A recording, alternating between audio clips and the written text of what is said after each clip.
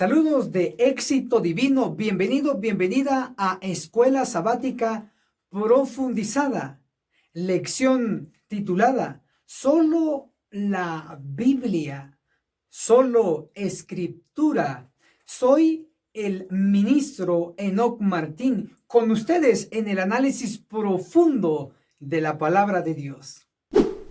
Analicemos la sección titulada La Biblia y el espíritu de profecía son la escritura. Para ello lo vamos a comprobar con Primera de Timoteo capítulo 5, el verso 18, el cual lo tenemos aquí descrito. Y vamos a ver que este solo versículo contiene una cita del Antiguo Testamento y contiene una cita del Nuevo Testamento. Y se le llama a estas dos secciones la escritura. Para ello, leamos Primera de Timoteo capítulo 5, verso 18. Dice, porque la escritura dice, no pondrás bozal al buey que trilla. Esa frase está descrita en Deuteronomio capítulo 25, el verso 4, lo cual le pertenece al Antiguo Testamento. Y Pablo le llama a esta sección la escritura, porque el Antiguo Testamento es la escritura. Pero en el mismo versículo, la segunda parte dice, y el obrero es digno de su jornal. Esa frase está basada en Mateo capítulo 10, el versículo 10, que es parte del Nuevo Testamento. Y Pablo también le llama a esta sección la escritura. Entonces, tanto Antiguo Testamento es la escritura, tanto el Nuevo Testamento es la escritura, y se comprueba con Timoteo, Primera de Timoteo capítulo 5, el verso 18. Pero vamos a ir más allá, a nivel profundo. ¿Qué más es la escritura? ¿Qué más incluye esa palabra escritura? Para ello vamos a dirigirnos a Isaías capítulo 8, el versículo 20. A la ley y al testimonio. Dos cosas. Si no hablan conforme a esto, dice la mayoría de las versiones, es porque no les ha amanecido. Lo primero que tenemos que hacer es corregir la mala traducción en las versiones en español.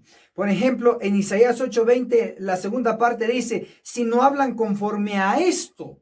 Comprueben su Biblia y va a ver que la mayoría dice conforme a esto. Esto puede ser una cosa no identificada, pero en el original dice diferente.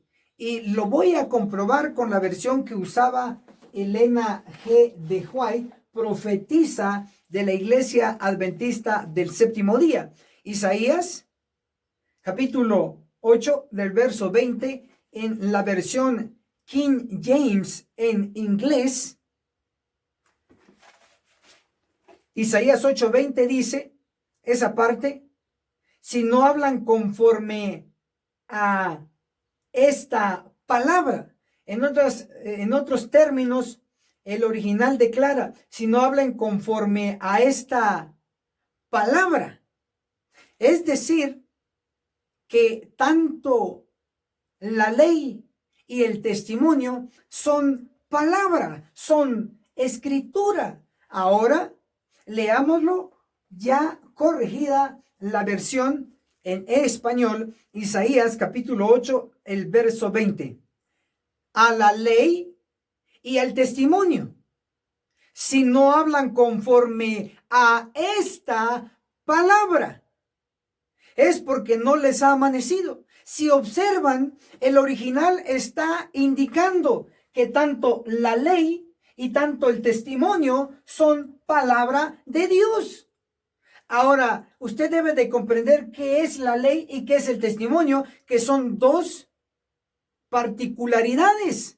No es solo una, son dos. La ley, ¿qué es? Para ello, vamos a ver lo que dice Josué, el capítulo 1, el versículo 7. A toda la ley que mi siervo Moisés te mandó. La ley tiene que ver con los libros de Moisés, Génesis, Éxodo, Levítico, Número, Deuteronomio, etc. ¿Ven qué amplio es la palabra ley? Luego dice Josué 1, el versículo 8, nos da más clarificación.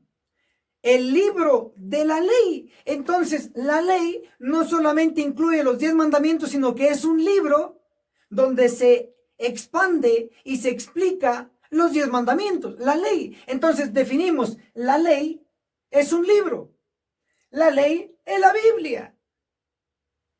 Pero el profeta Isaías no dice el que no habla conforme a la ley, sino que dice también el que no habla conforme a la ley y el testimonio. ¿Qué es el testimonio? Apocalipsis, el capítulo 19, el verso 10, la última parte dice, adora a Dios, porque el testimonio de Jesús es el espíritu de profecía. Entonces, el testimonio es el espíritu de profecía. Los libros escritos por la profetisa Elena G. de White.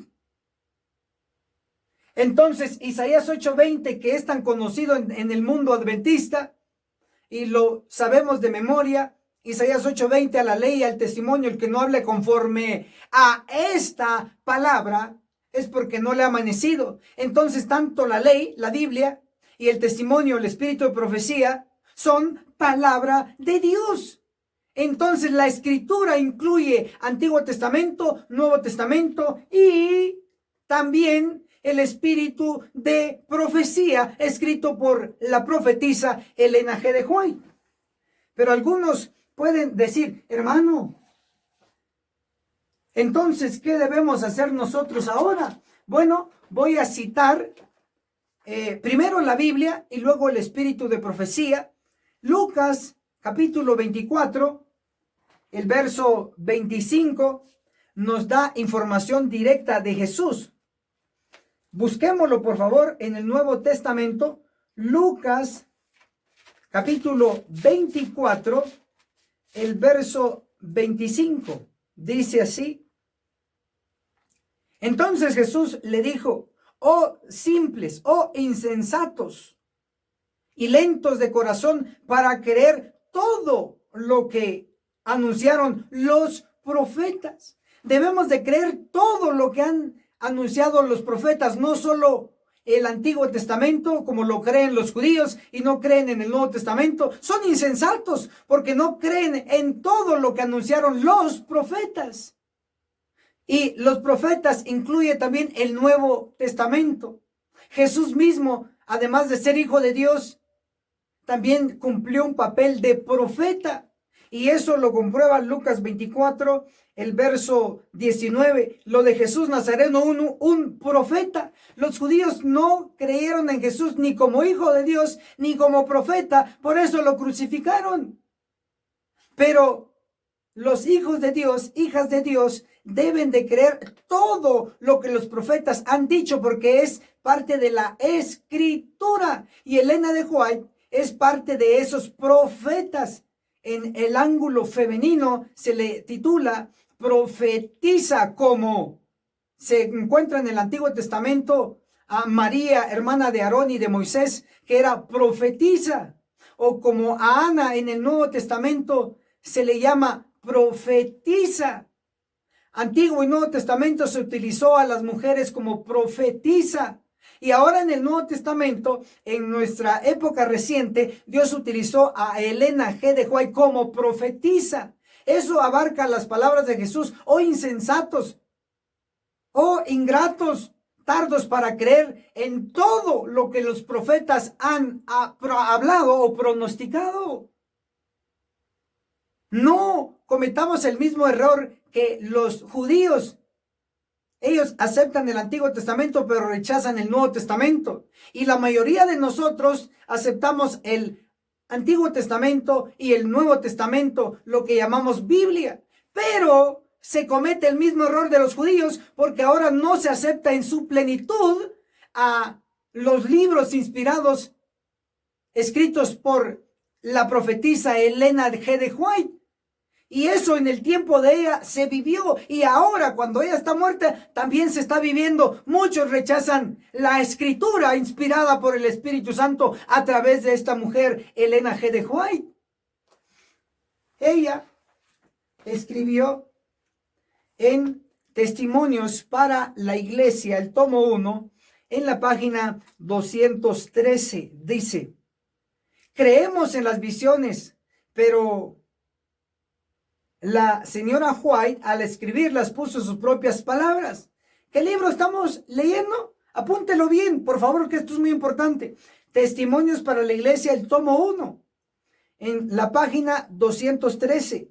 Creemos en las visiones, pero la señora White al escribirlas puso sus propias palabras, de modo que nosotros creeremos únicamente la parte que pensamos que procede de Dios y dejaremos de lado la otra parte.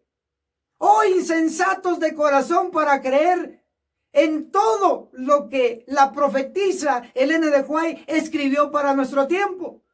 Lo que nos conviene lo aceptamos y lo que no nos conviene lo rechazamos. ¡Qué ingratitud! De una vez por todas, debe saberse que el verdadero adventista del séptimo día cree totalmente en el Antiguo Testamento y en el Nuevo, es decir, cree en la Biblia y también cree en la escritura del espíritu de profecía, porque tanto la Biblia fue inspirada por hombres santos, por el Espíritu Santo, y también el espíritu de profecía, los escritos de Elena de White, fueron inspirados por el mismo Espíritu, el Espíritu Santo. Rechazar el espíritu de profecía es rechazar al Espíritu Santo. Por eso se llama espíritu de profecía, porque el Espíritu Santo es el que lo ha inspirado. Creamos de una vez por todas y no estemos jugando con el diablo ni con nosotros mismos. Tomemos las cosas en serio ahora, en estos verdaderos últimos días.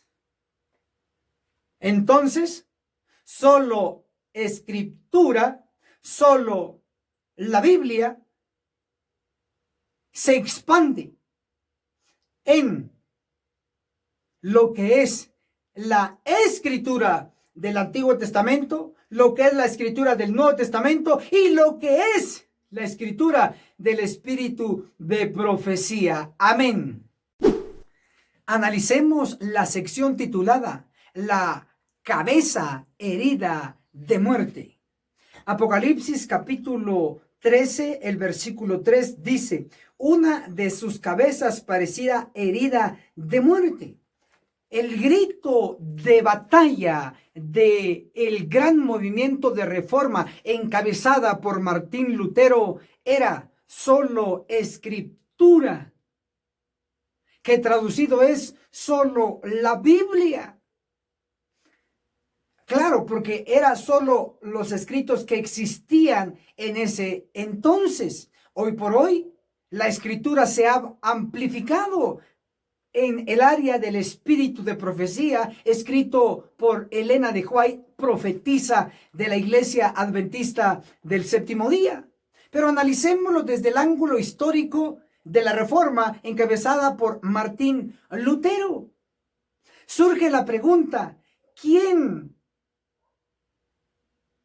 es la cabeza herida de muerte? De Apocalipsis 13, el verso 3.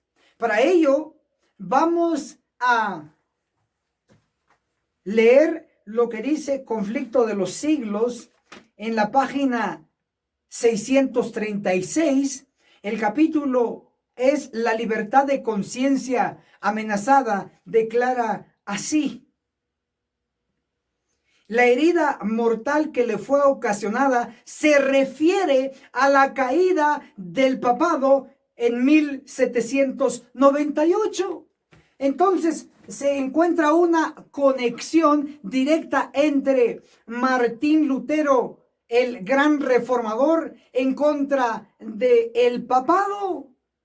Y se nos está describiendo, según Apocalipsis capítulo 3, el verso 3, aparece allí en ese capítulo una bestia descrita con patas de oso, cuerpo de leopardo, boca de león, con 7 cabezas y 10 cuernos coronados, pero hoy nos centraremos en Apocalipsis 13, el verso 3, la primera parte habla de que una de esas 7 cabezas fue herida de muerte.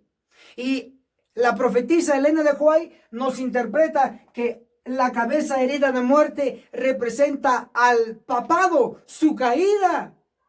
Entonces, vemos que la cabeza herida de muerte es el papado. Ahora vamos a ver que el máximo líder de la Iglesia Católica es el Papa. Por lo tanto, una cabeza representa un cuerpo religioso, una iglesia. En este caso, la cabeza herida es la Iglesia Católica, que recibió su golpe mortal a través de su representante, el papado. Ahora, usted va a notar que también en la Biblia se menciona al papado bajo otro simbolismo. Por ejemplo, en Daniel capítulo 7, el versículo 8, hablando de la cuarta bestia en su segunda fase, dice Daniel 7, el verso 8, mientras yo contemplaba los cuernos, vi que otro cuerno pequeño subió entre ellos y delante de él fueron arrancados 3 de los primeros cuernos. Este cuerno tenía ojos como ojos de hombre y una boca que hablaba con gran arrogancia. Observan entonces que en la cuarta bestia de los 10 cuernos le cae 3 y le surge un cuerno pequeño. Pero ese cuerno pequeño tiene ojos y tiene boca que hablaba grande arrogancia. Los ojos y la boca pertenecen a una cabeza. Ojos, boca. Entonces, vemos en Daniel 7, el verso 8, que en el cuerno pequeño hay una combinación de cuerno y hay una combinación de cabeza, porque los ojos y la boca son de cabeza. Esta mezcla de cuerno y cabeza tiene que significar algo sumamente importante. Veamos qué representa la primera parte de esta combinación, el cuerno. Daniel capítulo 7, el verso 24 dice, los 10 cuernos significan que de aquel reino se levantarán 10 reyes. Entonces, un cuerno representa un rey y un rey es poder civil. Entonces, el cuerno representa el poder civil. ¿Y qué representa la cabeza? Lo contrario, el poder religioso, como ya hemos comprobado que la cabeza herida de muerte fue la Iglesia Católica a través del papado que fue herido. Entonces, el cuerno, poder civil, la cabeza, el poder religioso.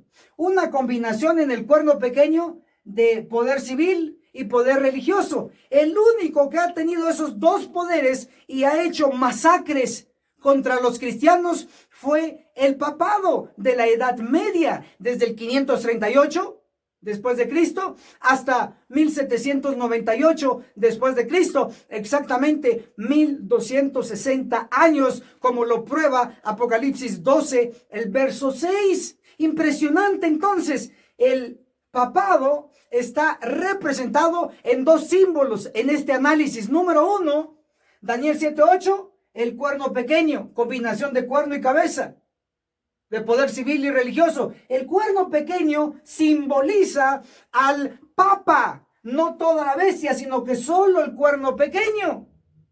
Ahora, el segundo simbolismo de papado lo encontramos en Apocalipsis 13, versículo 3, como una de las cabezas, que ahí Apocalipsis 13:1 menciona que son 7 cabezas. Apocalipsis 13:2 lo reafirma. Entonces, la cabeza herida de muerte en Apocalipsis 13:3 simboliza al papado. Si observa, toda la bestia no representa al papado, solo la cabeza herida de muerte. Debe de quedar claro. Entonces, dos símbolos para el papado: cuerno pequeño y cabeza herida de muerte. Hasta aquí ya sabemos que la cabeza herida representa al papado.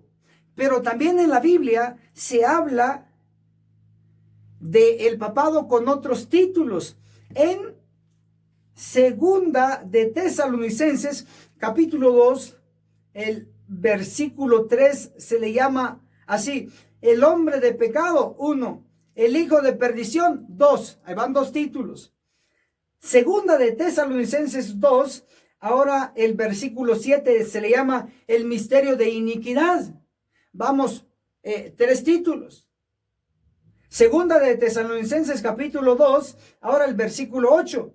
Entonces se manifestará aquel inicuo. Inicuo es otro título. Entonces son 4 títulos que el apóstol Pablo le da al Papa. Y hermano, ¿por qué usted está diciendo que esos títulos se le aplica al Papa? Bueno, el espíritu de profecía nos lo corrobora en el libro Conflicto de los Siglos, página, ahora les digo a ciencia cierta, Conflicto de los Siglos,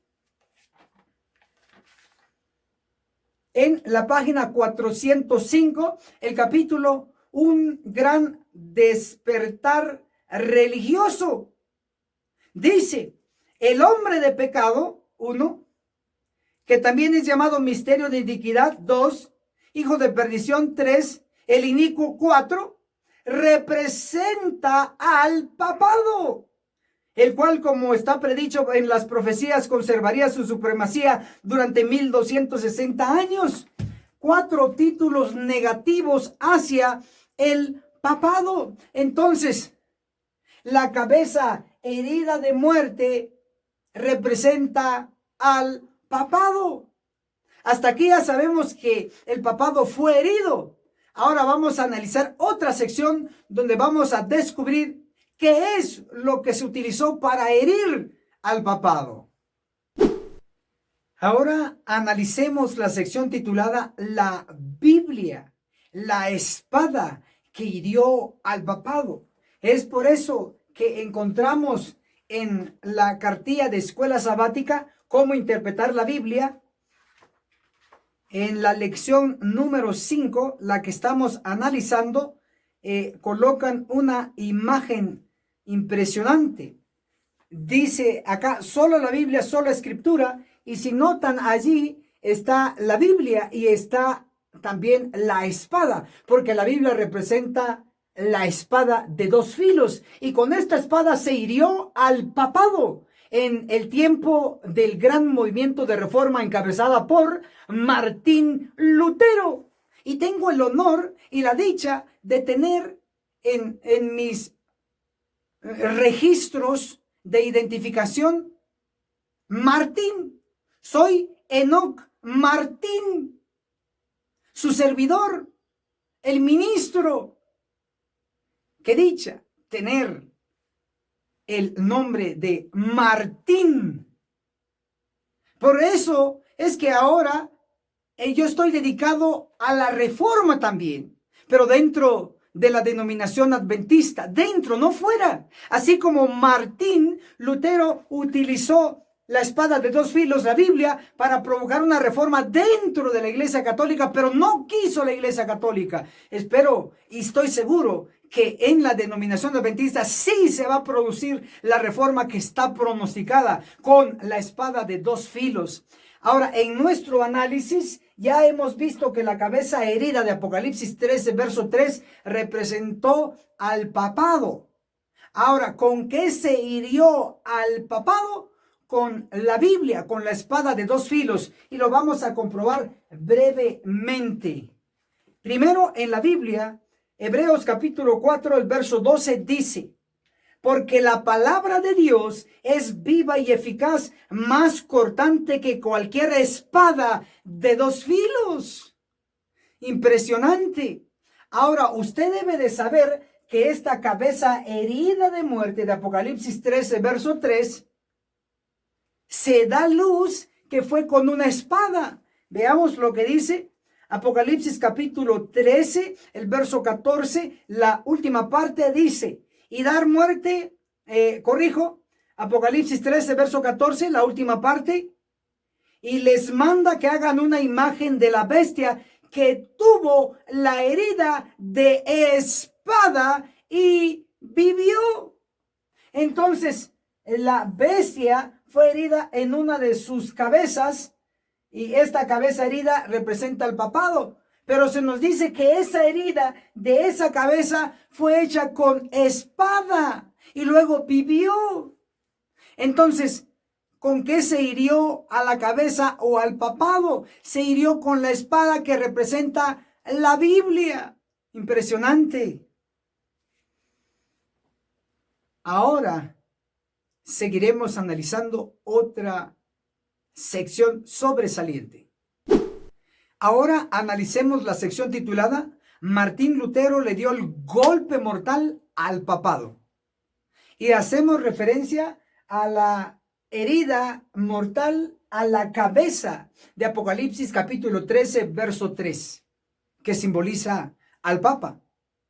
El libro El conflicto de los siglos, en el capítulo En la encrucijada de los caminos, en la página 143 dice: la palabra de Dios por medio de la cual probaba Lutero cada doctrina y cada acerto era como una espada de dos filos que penetraba en los corazones del pueblo. Entonces Martín Lutero, el gran reformador, utilizó la espada de dos filos, que es la palabra de Dios.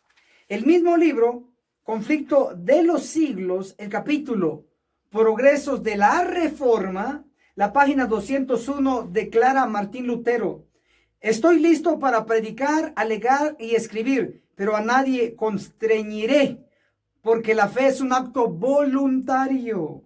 Luego él dice: expuse con claridad la palabra de Dios, prediqué y escribí. Esto es todo lo que hice. Y sin embargo, mientras yo dormía, la palabra, la espada que había predicado, afectó al papado como nunca le perjudicó príncipe ni emperador alguno. Y sin embargo, nada hice. La palabra sola lo hizo todo. Amén. Entonces, ¿quién le dio el golpe mortal al papado? Martín Lutero. ¿Con qué lo hizo? Con la palabra de Dios. ¿Y qué es lo que cumplió el general Berthier, que era francés y conducía al ejército de Napoleón? ¿Qué es lo que cumplió este personaje, el general Berthier? Bueno, cumplió lo que dice Apocalipsis capítulo 13, el versículo 10. Si alguno ha de ir a la cárcel irá. El general Berthier llevó prisionero al Papa Pío VI. Y de hecho, este Papa murió en cautiverio. Eso fue lo que cumplió el general Berthier, y también lo corrobora el libro El conflicto de los siglos. En la página 492, el capítulo Los Estados Unidos en profecía, dice: entonces el Papa fue hecho prisionero por el ejército francés. Ahí está involucrado el general Berthier. El poder papal recibió, dice allí, y quedó cumplido la predicción. Miren qué es lo que cumplió Berthier. Y quedó cumplida la predicción: si alguno lleva en cautiverio, al cautiverio irá. Esta cita es la de Apocalipsis 13, el verso 10. Entonces el general Berthier sí tuvo un papel en llevar al Papa a la cárcel. Cumplió Apocalipsis 13, verso 10. Pero Apocalipsis 13, versículo 3, la cabeza herida de muerte, no lo cumplió Berthier, sino lo cumplió Martín Lutero. ¿Y con qué lo hizo? Lo hizo con la espada de dos filos, que es la palabra de Dios. Y esta gran verdad también lo corroboran los pioneros de la iglesia adventista. En mi libro Apocalipsis, el perfecto arte profético, en la página 77, cito una joya de los pioneros que fue escrito en Señales de los Tiempos, del 30 de enero de 1934 en la página 6 nos declara así: y vi una de sus cabezas como herida de muerte. Apocalipsis 13:3. La herida mortal aquí pronosticada encontró su cumplimiento en la Reforma Protestante. ¿Y quién encabezaba como punta de lanza la Reforma? Martín Lutero. ¿Quién le dio la herida mortal al papado desde dentro de la Iglesia Católica? Martín Lutero. Y por si fuera poco, tenemos más evidencia contundente. Testimonios para la Iglesia, el tomo 1, en la página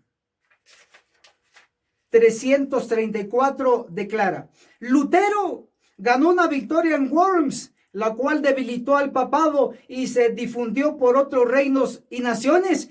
Este fue un golpe efectivo en favor de la Reforma. ¿Quién le dio el golpe al papado? Lutero. ¿Con qué? Con la Reforma encabezada por la palabra de Dios. El mismo libro, Testimonios para la Iglesia, el tomo 1, en la página 332 dice: el poder sereno y digno de Lutero humilló a sus enemigos e infligió un terrible golpe al papado. Amén, gloria a Dios. Entonces el que le dio el golpe mortal al papado fue Martín Lutero. ¿Con qué? Con la espada de dos filos, la palabra de Dios. Por eso él decía: solo escritura, lo que existía en su tiempo. Amén. Ahora analicemos la sección titulada La herida mortal sanada. ¿Qué es lo que provocó esto? Bueno, el dejar de usar la espada de dos filos, el dejar de protestar. Y el punto de inicio de la recuperación del papado a ciencia más amplia, diremos que fue desde el rechazo del mensaje del primer ángel y el rechazo del mensaje del segundo ángel. Sí, el protestantismo rechazó estos mensajes y así el protestantismo cayó. Apocalipsis capítulo 14, el verso 8 dice: ha caído la gran Babilonia, haciendo referencia a los protestantes como los luteranos, el metodismo, es decir, la iglesia metodista, la iglesia bautista, etcétera, etcétera. Todos estos movimientos protestantes, cuando rechazaron el mensaje del primer ángel y especialmente el mensaje del segundo ángel, cayeron. Y cuando cayeron y al rechazar este mensaje poderoso del segundo ángel, ellos dejaron de protestar y la cabeza herida o el papado empezó a sanar, a sanar, a sanar y a sanar. Pero Dios, en medio de ese rechazo del protestantismo, levantó a un movimiento poderoso. Daniel 8:14 habla de los 2300 días, que son años, 2300 años, que su punto de partida es el 457 antes de Cristo y concluyó el 22 de octubre de 1844. En el cielo, Jesús pasó del lugar santo al santísimo, pero en la tierra surgió un gran movimiento, la Iglesia Adventista del Séptimo Día, en el mismo año 1844. En ese año, Dios levantó al pueblo para seguir protestando, porque los luteranos, los metodistas, los bautistas, los presbiterianos habían dejado de protestar. Entonces la Iglesia Adventista asumió el papel de protestante contra el papado y al inicio la Iglesia lo cumplió. Pero luego fue bajando sus normas y dejó de protestar y eso ayudó a que la cabeza fuera sanada o a que el papado recuperara su poder civil. Cuando la Iglesia Adventista también dejó de protestar, cuando rechazó los mensajes enviados del cielo, en el famoso Congreso de la Conferencia General de los Adventistas del Séptimo Día, en Minneapolis, Minnesota, en el año 1888, es decir, 1888. En ese año, y ahí como ven a los delegados de todas partes del mundo de ese entonces, donde había llegado la iglesia adventista, se reunieron como una conferencia general en asamblea con sus delegados.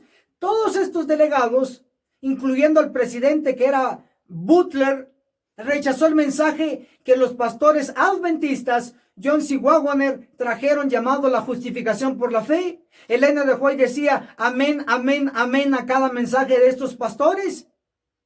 Pero los líderes de la conferencia general y sus pastores rechazaron el mensaje de justificación por la fe. En 1888, la iglesia rechaza en el liderazgo la justificación por la fe, ese mensaje poderoso.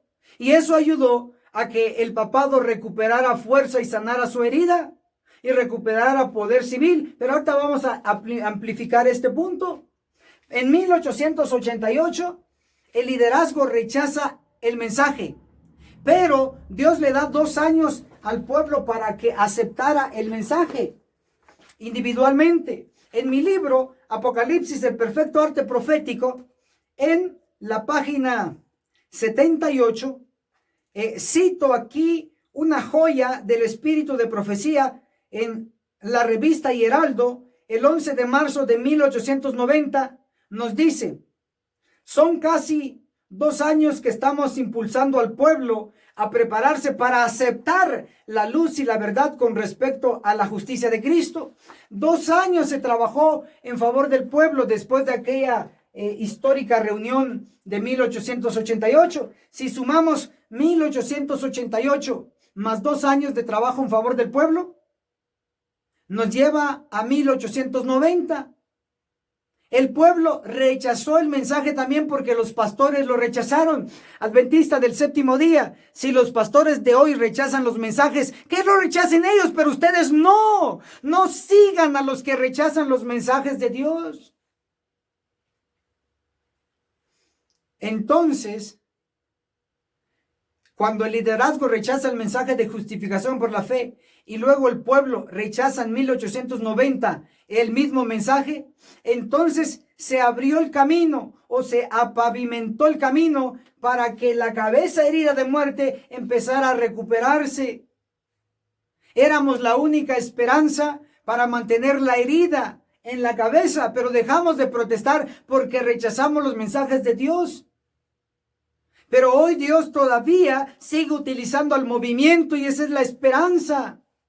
Entonces, les voy a relatar que después de rechazar este poderoso mensaje, lo rechazó el liderazgo, lo rechazó el pueblo, nos llevó hasta 1890, pero más adelante, un gobernador de Italia, el gobierno de Italia, para ser específicos, el 11 de febrero de 1929, el gobierno de Italia, Benito Mussolini, le otorga al papado el poder civil y surge lo que hoy conocemos como el famoso Vaticano. ¿Cuándo surgió? El 11 de febrero de 1929. Esto es impresionante. ¿Por qué? Porque en ese mismo año en que se vio la señal de que la cabeza herida ya había sido sanada, tal como lo pronosticó Apocalipsis 13:3, dice: vi una de sus cabezas heridas de muerte, pero vi que fue sanada. Claro, ¿cuándo se fue sanado o se vio la señal de que había sido recuperada?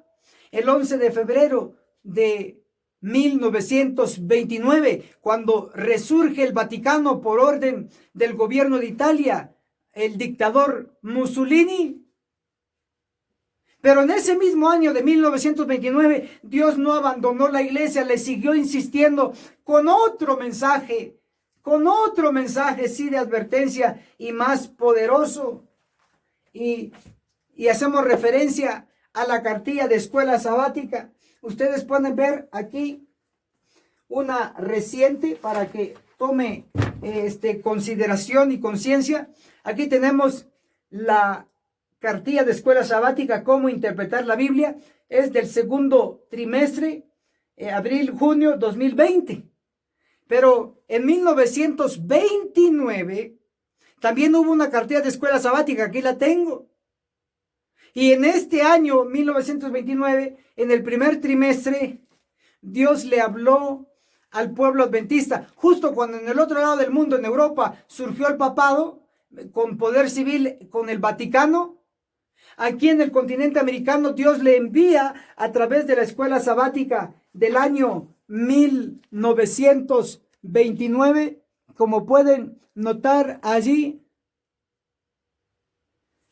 En ese año, Dios envía esta cartilla de escuela sabática y justo en las fechas que surgió el Vaticano, el 11 de febrero, en la lección se titulaba lección 6, un remanente prometido a un pueblo penitente, febrero 9 de 1929, y luego está febrero 10, febrero 11, justo en el día en que surgió el Vaticano allá en Europa. El mundo adventista estaba estudiando Isaías 59.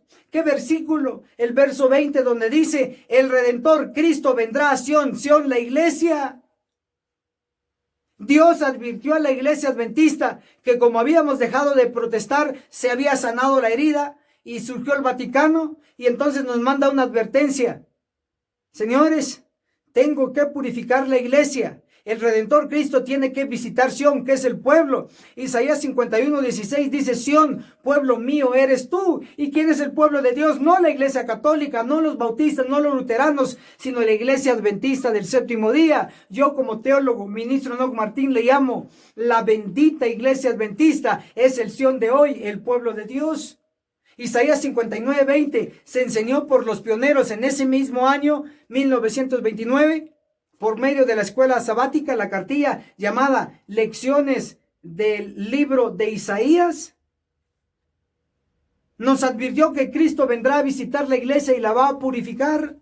Tengo un documento que lo doy totalmente gratuito a todos, aquel círculo de colaboradores que comentan en la sección de comentarios, que le dan me gusta, que comparten este video, que colaboran de muchos medios, orando por este ministerio de escuela sabática. A todos ellos les mandamos gratuitamente este documento hecho por su servidor, la venida de Cristo a la iglesia adventista.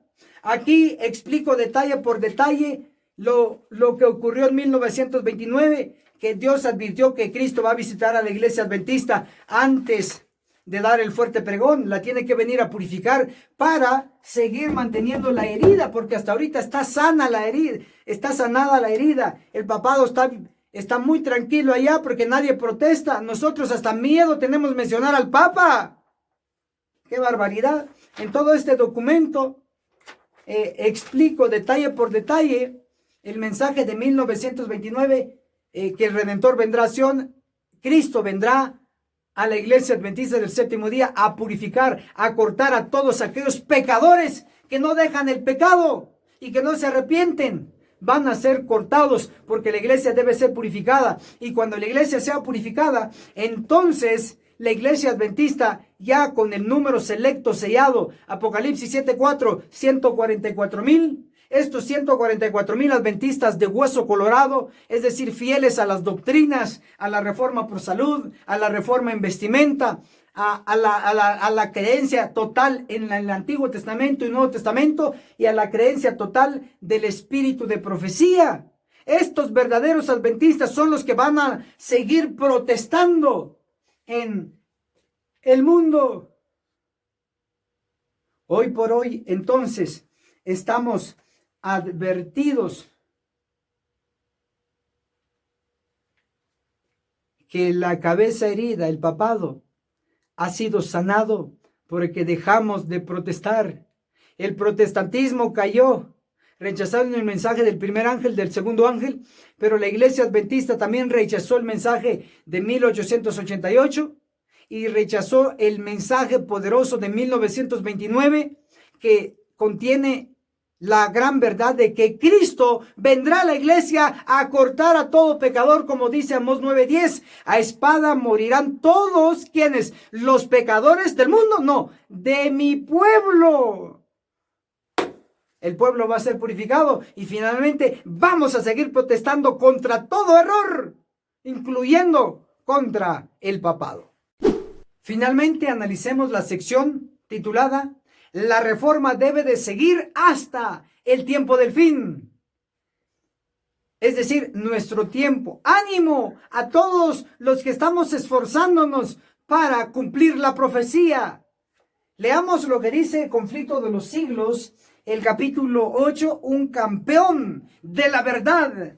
En la página 158 declara: la reforma no terminó, como muchos lo creen, al concluir la vida de Lutero.